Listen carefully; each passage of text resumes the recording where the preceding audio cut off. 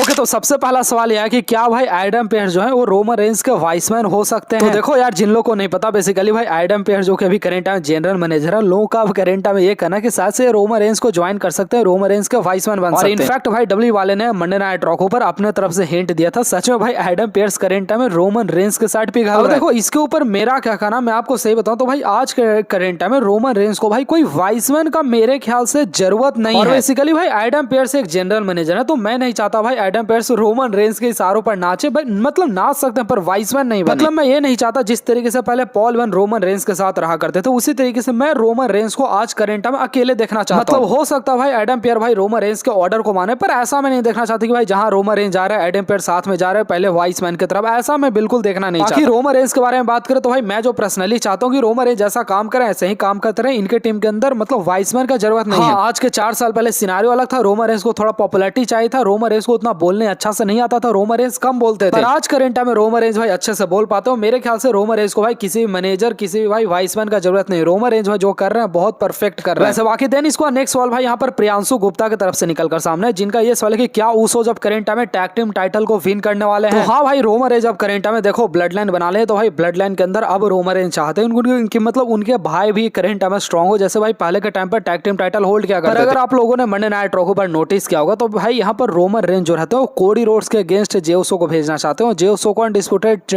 मतलब title win करवाना चाहते हैं। देखो भाई मेरे ख्याल से जेउसो किसी भी हाल में भाई शायद से king of the ring tournament win करके कोडी रोड्स के पास तो जाने नहीं वाले, शायद से डब्ल्यू वाले वो चीज करवाने नहीं वाले। हाँ टैग टीम टाइटल के बारे में बात करें तो मेरे ख्याल से समर स्लैम के अराउंड शायद से भाई उसोस के हाथ में टैग टीम टाइटल आ सकता है। देखो यार करंट टाइम में ऑस्टिन थ्योरी और Bron Breakker tag team title hold किए हुए, इनका पूरा टीम करंट टाइम में हिल चुका है, तो भाई इनको शोभा नहीं देता भाई टैग टीम टाइटल को होल्ड। मेरे ख्याल से भाई समर स्लैम सबसे परफेक्ट मौका होने वाला जहां उसोस भाई एक बार फिर से टैग टीम टाइटल को होल्ड कर सकते हैं, ब्लड लाइन को आगे लेकर जा सकते हैं। वैसे बाकी देन इसको अगला सवाल वैभव की तरफ से निकलकर सामने है, जिनका ये सवाल कि क्या नाइट ऑफ चैंपियन के अंदर ब्रॉक लेसनर अटैक कर सकते हैं ओवा फेमी के ऊपर? तो देखो भाई मेरे ख्याल से ब्रॉक लेसनर ओवा फेमी के ऊपर अटैक नहीं करेंगे, और उसके पीछे का रीजन है भाई ब्रॉक लेसनर ने ऑलरेडी ओवा फेमी को हरा दिया, तो ब्रॉक लेसनर दोबारा क्यों जाएंगे ओवा फेमी के? देखो मैं आपको ब्रॉक लेसनर के सिनेरियो के बारे में बताता हूँ। ब्रॉक लेसनर आपको नाइट ऑफ चैंपियन के अंदर देखने को नहीं मिलेगा, क्योंकि भाई ब्रॉक लेसनर को आना रहता तो रॉ के ऊपर आ जाते। बेसिकली ब्रॉक लेसनर अगला जो मैच रेसल करने वाला, प्रोबेबली ब्रॉक लेसनर अगला मैच अब समर स्लैम के अंदर रेसल करने वाला, शायद से ब्रॉक लेसनर का आखिरी मैच भी हो सकता है। पर जो भी हो भाई ब्रॉक लेसनर आपको समर स्लैम के अंदर आपको शायद से नेक्स्ट टाइम देखने को मिलने वाला। हाँ हो सकता है ब्रॉक लेसनर एक कंडीशन ओवा फेमी के ऊपर अटैक कर सकते हैं। देखो हमको पता है भाई नाइट ऑफ चैंपियन का जो मेन इवेंट होने वाला वो सेथ रॉलिंस वर्सेस ओवा फेमी के बीच में होने वाला, तो हो सकता है डब्ल्यू वाले यहाँ पर ओवा फेमी को कमजोर न दिखाना चाहिए। यहाँ पर डब्ल्यू वाले भाई सेथ रॉलिंस को विनर बनाना चाहते हैं, तो सेथ रॉलिंस कैसे विन करेंगे? हो सकता है ब्रॉक लेसनर आकर ओवा फेमी को F5 वगैरह लगा दे। देखो डब्ल्यू वाले ऐसा करवा सकते हैं जिससे भाई ओवा फेमी भी कमजोर नहीं दिखेंगे। ओवा फेमी और ब्रॉक लेसनर का मैच का तीसरी बार टीज हो रहा, तो इनका तीसरी बार मैच हो जाए। दूसरा साइड अगर हम लोग बात करें सेथ रॉलिंस के बारे में, तो सेथ रॉलिंस मैच को विन कर जाए, पर मेरे ख्याल से डब्ल्यू वाले भाई ऐसा चूतियापा ऐसे करने नहीं वाले। मैं तो भाई सीरियसली आपको अपने दिल से कह रहा हूं, मैं बिल्कुल भी तीसरी बार ब्रॉक लेसनर वर्सेस ओवा फेमी का मैच में देखना नहीं चाहता। तो देखो आपका क्वेश्चन बिल्कुल सही है, हो सकता है ब्रॉक लेसनर ओवा फेमी के ऊपर अटैक कर सकते हैं, पर उसका चांसेस बहुत ज्यादा रेयर है, क्योंकि ब्रॉक लेसनर ने भाई ऑलरेडी ओवा फेमी को हरा दिया, तो ब्रॉक लेसनर के पास आज कोई सॉलिड रीजन नहीं करंट ओवा फेमी के ऊपर अटैक करने के लिए। वैसे बाकी देन इसको अगला सवाल गुप्ता की तरफ से निकलकर सामने है, जिनका सवाल है कि भाई नेक्स्ट प्लान क्या होने वाला ब्रॉन ब्रेकर का? तो देखो भाई अगर मैं ब्रॉन ब्रेकर के बारे में बात करूं तो इसमें कोई भी डॉट नहीं, डब्ल्यू वाले भाई जैसा ब्रॉन ब्रेकर को पुश करना चाहते थे डब्ल्यू वाले भाई वो पुश नहीं कर पाए ब्रॉन ब्रेकर के साथ, और उसके पीछे का मल्टीपल रीजन है। डब्ल्यू वाले भाई ब्रॉन ब्रेकर का टीम को बनाई सेथ रॉलिंस के साथ, पहले प्लान ये था कि भाई सेथ रॉलिंस और ब्रॉन ब्रेकर एक साल तक ऐसे ही काम करने वाले, फिर अब जाकर 2025 के अंदर ब्रॉन ब्रेकर सेथ रॉलिंस को धोखा देते और अपना टीम को कंटिन्यू करते, पर भाई सारा मामला ही खराब हो गया। सबसे पहले सेथ रॉलिंस इंजर्ड हुए, फिर ब्रॉन ब्रेकर इंजर्ड हुए, फिर भाई लोगन पॉल, ब्रॉन्सन रीड सारे लोग इंजर्ड हो गए। मेरे ख्याल से भाई ब्रॉन ब्रेकर को डब्ल्यू वाले डेफिनेटली पुश करने वाले। ब्रॉन ब्रेकर ऐसा नहीं कि डब्ल्यू कंपनी के अंदर कल के दिन कचड़ा हो जाएंगे, ब्रॉन ब्रेकर एक शेर है, हमेशा शेर जैसा रहेगा। पर हाँ डेफिनेटली डब्ल्यू वाले भाई बहुत सारा स्टोरी लाइन से पुल आउट अप करने वाले, जैसे मेरे ख्याल से आप करंट है पॉल वैन जो है वो ब्रॉन ब्रेकर को छोड़ने वाले, क्योंकि भाई डब्ल्यू वाले जिस तरीके से स्टोरी लाइन दिखा रहे हो मेरे ख्याल से ये विजन टीम भाई सच में पनौती टीम और डब्ल्यू वालों को भाई अब करंट में एहसास हो चुका है भाई इस टीम के अंदर भाई मल्टीपल रेसलर मतलब इंजर्ड वगैरह हुए, तो डब्ल्यू वाले फाइनली शायद इस टीम को बंद कर दी। ब्रॉन ब्रेकर के लिए डब्ल्यू वाले भाई कुछ और प्लान को करेंगे। मेरे ख्याल से भाई बहुत जल्द ब्रॉन ब्रेकर ऑस्टिन थ्योरी अपना टैग टीम टाइटल को हारने वाले, वो किसी भी टीम के साथ हार सकते हैं, शायद से सेथ रॉलिंस के साथ हार सकते हैं, किसी भी टीम के साथ। समर स्लैम के अंदर वही जो टैग टीम होने वाला समर स्लैम के अंदर वो टैग टीम टाइटल जाने वाला उसोस के पास, ये चीज कंफर्म है। ब्रॉन ब्रेकर के टीम के बारे में बात करें ऐसे भी भाई दो लोग बचे हुए हैं, ब्रॉन ब्रेकर ऑस्टिन थ्योरी, दोनों मेरे ख्याल से भाई अलग हो जाएंगे। मैं क्या बोलूं भाई, मतलब ब्रॉन्सन रीड तो आ नहीं रहे। तो देखो मेरे को नहीं लगता भाई ये विजन टीम का कोई फ्यूचर हो। फाइनली ब्रॉन ब्रेकर को लेकर अच्छा प्लान डब्ल्यू वाले करवाएंगे, फिर फिलहाल के लिए भाई ब्रॉन ब्रेकर के टीम को स्प्लिट करने के ऊपर डब्ल्यू वाले ध्यान देने वाली। बाकी देन इसके बाद भाई अगला सवाल यहाँ पर सेठ की तरफ से निकलकर सामने, जिनका ये सवाल है कि क्या रॉक 56 साल की उम्र में डब्ल्यूडब्ल्यूई कंपनी के अंदर वापस आकर रोमन रेंस के साथ मैच रेसल। और यहाँ पर भाई रेसलमेनिया 43 के बारे में सवाल पूछ रहे हैं कि क्या रेसलमेनिया 43 के अंदर रोमन रेंस वर्सेस रॉक देखने को मिलेगा। देखो मैं बस यही कहूंगा, आप लोग उम्मीद थोड़ा सा कम रखो, क्योंकि भाई आप लोग उम्मीद लगाना शुरू कर देते हो और उसके बाद क्या होता है भाई, फिर सारा तहस नहस हो जाता है जब वो सुपरस्टार नहीं आता है। जैसे भाई रेसलमेनिया 40 के टाइम पर जब रॉक आए थे भाई, कितना कमाल का रेसलमेनिया आता। फिर 41 के टाइम पर भी रॉक आए थे, पर रेसलमेनिया के अंदर नहीं आए थे, वो सिर्फ एलिमिनेशन चेंबर के अंदर। और फिर भाई इस साल भी रॉक नहीं आए, और अगले साल रॉक आने का चांसेस है, पर मेरे ख्याल से बहुत ज्यादा मिनिमल चांसेस है, बहुत ज्यादा कम चांसेस है। हाँ इनफैक्ट आप लोग थोड़ा बहुत ऐसा सोच सकते हो कि हाँ भाई रॉक आ सकते हैं, तो आप लोग भाई दो ही अपोनेंट को अपने दिमाग में बैठा कर, सबसे पहला अपोनेंट भाई कोडी रोड्स होने वाला, दूसरा अपोनेंट रॉक होने वाला। रॉक नहीं तो भाई कोडी रोड्स, दोनों में से एक रोमन रेंस को फेस करेगा रेसलमेनिया 43 के अंदर, इस बात को लेकर मैं कंफर्म। वैसे बाकी देन इसके बाद अगेन सवाल सेठ की तरफ से निकलकर सामने कि क्या सेथ रॉलिंस डब्ल्यूडब्ल्यूई कंपनी के अंदर अनडिस्प्यूटेड टाइटल को मतलब जीत पाएंगे, पिक कर लो। तो देखो यार सेथ रॉलिंस का किस्मत मेरे ख्याल से डब्ल्यूडब्ल्यूई कंपनी के अंदर खराब है भाई, मैं और ज्यादा कुछ नहीं बोलूंगा। मतलब सेथ रॉलिंस को डब्ल्यूडब्ल्यूई कंपनी के अंदर मौका दिया गया, ऐसा नहीं कि भाई मौका नहीं दिया। देखो हम लोग कोडी रोड्स के बारे में बात करें, कोडी रोड्स को डब्ल्यूडब्ल्यूई वाले अनडिस्प्यूटेड चैंपियन बना देते हो, और कोडी रोड्स अगर बीच में 2 बार हार्ड मतलब इंजर्ड हो जाता है तो डब्ल्यूडब्ल्यूई वाले भाई कोडी रोड्स के हाथ से टाइटल ले लेते। देखो डब्ल्यूडब्ल्यूई कंपनी के अंदर अगर आपको अच्छा परफॉर्म करना है तो 2 चीज सबसे पहले सीख लो। सबसे पहले भाई आपको इंजर्ड नहीं हो रहा, दूसरा आपको दूसरे सुपरस्टार को भी इंजर्ड नहीं करना। गोल्डबर्ग का रेसलिंग कैरियर डब्ल्यूडब्ल्यूई कंपनी के अंदर इसलिए खत्म हुआ क्योंकि भाई गोल्डबर्ग दूसरे सुपरस्टार को इंजर्ड कर देते थे, मतलब तो इसलिए भाई उनका रेसलिंग कैरियर खत्म हो गया। बाकी सेथ रॉलिंस को डब्ल्यूडब्ल्यूई कंपनी के अंदर हमेशा मौका दिया गया भाई। रोमन रेंस को जब ल्यूकीमिया हुआ था, अगेन भाई सेथ रॉलिंस को ही डब्ल्यूडब्ल्यूई कंपनी का सबसे बड़ा फेस चुनने का मौका मिला था। उस टाइम पर भी भाई सेथ रॉलिंस वो कमाल नहीं कर पाए। देखो भाई सेथ रॉलिंस को मौका दिया जाता है भाई, Seth Rollins royal rumble win करना है, ब्रॉक लेसनर को हरा रहे हैं, 2019 का मैं आपको बात बता रहा हूं। फिर अगर आपको याद होगा, आपका मेमोरीज थोड़ा सा तेज होगा, तो 2019 के टाइम पर जब सेथ रॉलिंस फिर चैंपियन बन गया था तो लोग उनको हेट करना शुरू कर दिए थे। फिर ब्रे वाइट से जाकर टाइटल को हार गए। फिर डब्ल्यूडब्ल्यूई वाले भाई रोमन रेंस के एरा को स्टार्ट कर दी तो सेथ रॉलिंस को दबाने की कोशिश की, पर फिर भी सेथ रॉलिंस को मौका मिला है भाई। सबसे फर्स्ट जो चैंपियन थे सेथ रॉलिंस। अभी करंट डब्ल्यूडब्ल्यूई कंपनी के अंदर जो हैवीवेट टाइटल है, सबसे फर्स्ट हैवीवेट टाइटल भाई सेथ रॉलिंस विन किए थे, तो सेथ रॉलिंस को डब्ल्यूडब्ल्यूई वाले हमेशा पुश करने की कोशिश की। इनफैक्ट भाई जब रोमन रेंस का टाइटल रेंज जब एंड हुआ तो सेथ रॉलिंस को ही पिक किया गया कि हाँ भाई अब सेथ रॉलिंस पॉल हॉमन एक साथ होगा, सेथ रॉलिंस पॉल हॉमन एक साथ काम करेगा। बात वही भैया, कभी सेथ रॉलिंस को भाई मतलब कभी सेथ रॉलिंस इंजर्ड हो जाते हैं, कभी भाई लोगों को स्टोरी लाइन सेथ रॉलिंस को नहीं पसंद आता है, कभी भाई सेथ रॉलिंस जोकर जैसा करना शुरू कर देते हैं। तो देखो ये बात मानना पड़ेगा, जो बात मेरे ख्याल से रोमन रेंस के अंदर है वो बस सेथ रॉलिंस के अंदर नहीं है। और सेथ रॉलिंस डब्ल्यूडब्ल्यूई कंपनी के अंदर अनडिस्प्यूटेड टाइटल मेरे ख्याल से विन नहीं कर पाएंगे। अगर आपका ये सवाल है कि क्या भाई कभी दोनों टाइटल सेथ रॉलिंस के हाथ में होगा, तो नहीं भाई मेरे ख्याल से नहीं होने वाला। एक टाइटल सेथ रॉलिंस होल्ड किए, कई बार अभी और होल्ड कर सकते हैं, इसका चांसेस है। मेरे ख्याल से सेथ रॉलिंस के साथ सबसे बड़ा दिक्कत है कि भाई वो ऑडियंस के साथ उतना इंटरेक्ट नहीं हो पाते। हाँ बेस्ट मूवमेंट सेथ रॉलिंस देते हैं और इस बात को मैं मानता हूँ, सेथ रॉलिंस हमेशा दिया है। जैसे पिछले साल का समर स्लैम आप लोग याद करोगे, पिछले साल का समर स्लैम के अंदर क्या हुआ था, लोगों को लगा था भाई Seth Rollins money in the bank briefcase को कैसे नहीं करेगा, पर सेथ रॉलिंस आ गया। और सेथ रॉलिंस कितना कमाल का मूवमेंट दिए थे, आए थे अपना स्टिक को गिराए थे, फिर मनी इन द बैंक जाकर ब्रीफकेस कैसे किए थे, पूरा अपना टीम के साथ सेलिब्रेट किए थे। वही हो जाता है भाई, किस्मत खराब, सेथ रॉलिंस इंजर्ड हो गया, सब तहस नहस हो गया। तो मैं अब क्या कहूँ इसके बारे में, सेथ रॉलिंस को डब्ल्यूडब्ल्यूई कंपनी के अंदर अनडिस्प्यूटेड टाइटल तो नहीं दिया जाए। बाकी भाई आज का क्यों था भाई, वीडियो को लाइक करके चैनल को सब्सक्राइब करना मत भूलिएगा सारे लोग।